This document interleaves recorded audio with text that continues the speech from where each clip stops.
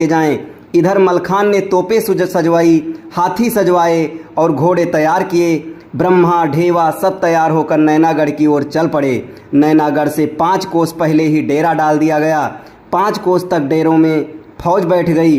तब उदल ने रूपन को पत्र देकर राजा नैपाली को संदेश देने को कहा। रूपन नैनागढ़ के द्वारा पहुंचा।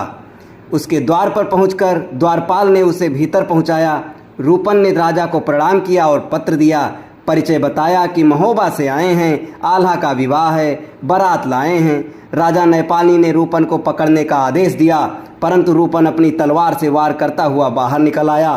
खूनम खून रूपन अपने डेरे में पहुंचा तो मलखान ने वहां का हाल पूछा।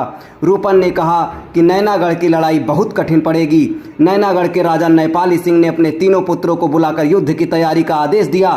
तोपे, हाथी, घोड़े सब तैयार हो गए। पैदल सैनिक भी वक्त पहनकर तैयार हो गए। जोगा ने अपने पिता को बताया कि इतनी बड़ी सेना लेकर आए हैं कि कोसों दूर तक झंडे ही झंडे दिखाई पड़ रहे हैं। नैनागढ़ की सेना को सामने से आता देखकर महोबा की सेना भी तुरंत तैयार हो गई। दोनों ओर से पहले नगाड़े बजे, फिर तोपें चली। तोपों के गोले धुआंधार मचाने लगे। सब जब सेनाएं और कम अंतर पर रह गईं तो बंदूकें आग उगलने लगी। गोली हाथियों की लगती तो वे चिंघाड़ने लगते, घोड़े के लगती तो रण छोड़कर भागने लगता और सैनिक के लगती तो वहीं गिर जाता। फिर सेना आमने सामने पहुंच गई तो तलवार और भालों से लड़ने लगे। खटखट तलवारें चल रही थी। हौदे रक्त से भर गए थे। जिस पर वार पड़ता वहीं से रक्त का फव्वारा छूटता। जीवितों की जुल्फें भी रक्त से लाल हो गईं।